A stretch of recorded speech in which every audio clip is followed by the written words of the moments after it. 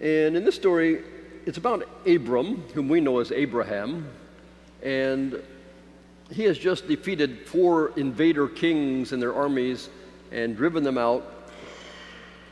And a guy by the name of Melchizedek shows up.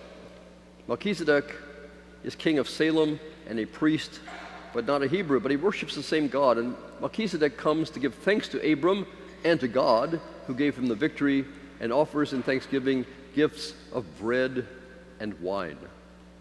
A reading from the book of Genesis. After Abram's return, King Melchizedek of Salem brought out bread and wine. He was priest of God Most High. He blessed him and said, "Blessed be Abram by God Most High, maker of heaven and earth, and blessed be God Most High, who has delivered your enemies into your hand." And Abram gave him 1/10 of everything. The word of the Lord. The Lord be with you. A reading from the Holy Gospel according to Luke.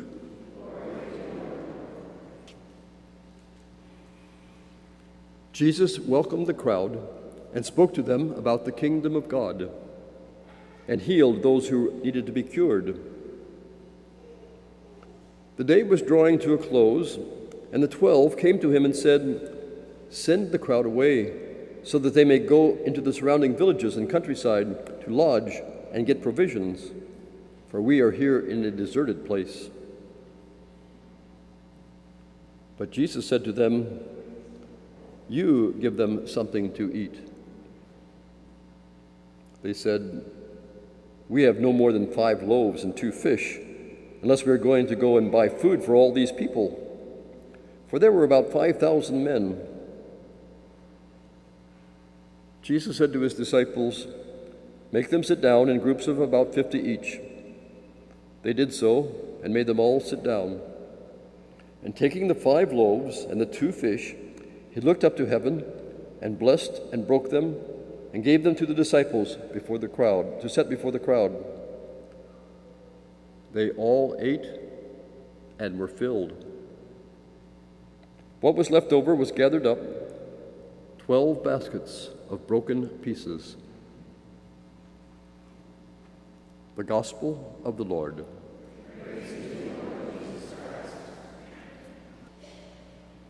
You give them something to eat. When I read this Gospel, I suspect that the people who felt hunger most in that scene were the apostles. The rest of the folks were used to being hungry. And Jesus knew they were hungry. And this was no church picnic, because these were all poor, hungry people who had nothing. In Jesus' society, like 2% were very wealthy and powerful. 13% managed to live somewhat comfortably. They were like the apostles, commercial fishermen, people like that. The other 85% of the crowd were either very, very poor and hungry, or extremely poor and hungry. So it was a difficult situation. And Jesus says, "You give them something to eat." Now the reply of the apostles were, "What? We have 5 little loaves and 2 fish. What are you, a little off?" Kind of the impression we get from reading what they said. And Jesus says, "Have them sit down," and he gave them food. Jesus fed the hungry, and he says, "You give them something to eat." In the second reading today, we don't hear the rest of the story. We have a little excerpt taken out of Paul's letter to the first letter to the Corinthians, and what comes before and afterwards is rather telling.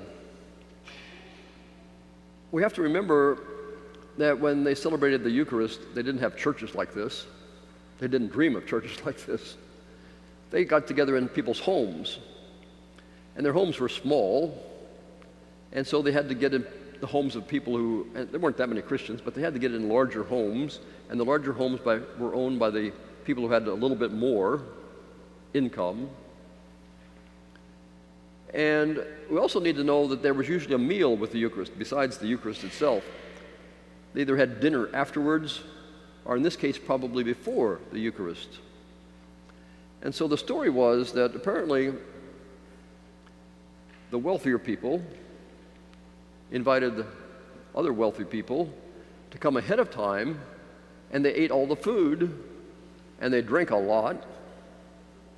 Jesus says there are divisions among you, or Paul says, when you come together, it is not really to eat the Lord's Supper. Each of you goes ahead with your own supper, and one goes hungry and another becomes drunk. So they ate up all the food, and then the poor come later, and they're put in a little separate area by themselves, and there's nothing left to eat.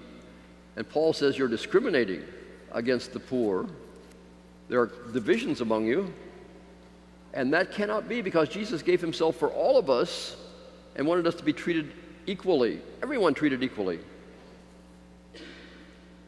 And he says, if you do what you're doing, you're eating and drinking judgment against yourselves. He wants us to share with the hungry. You give them something to eat.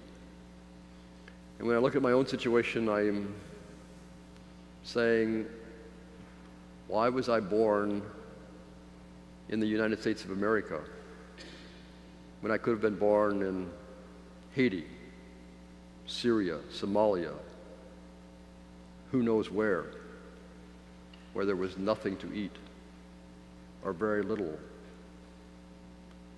and all I could think about was eating. I could have been born in centuries ago. Why was I born in the United States of America, in the land of plenty? Probably it was so that I would feed the hungry who are hidden away around the world. Even in our own country, we're privileged to live here in a place where there are lots of poor people around, and often they come for help, and we feed them in the soup kitchen, and we help them in various ways. But sometimes they catch me unawares, usually in a hurry, and say, can you help me with this or that? And I kind of do what the apostles did. I say, why don't you go to the St. Vincent de Paul Society? Or why don't you come back on Monday? Or sometimes if they catch me in a good moment, I'll give them a peanut butter sandwich if they're really hungry, and that's what they want. But I feel like somehow I'm expected to do more than this. And when I realize that 60,000 people will die of hunger today, 60,000 people will die of hunger today, and 2/3 of those will be children. And understand there's enough food that's raised to feed the world. We just make sure a lot of it stays here and doesn't get to where it's needed. Jesus is depending on us, and he says to us, you feed them, you give them something to eat. Let's take a moment to reflect on our response.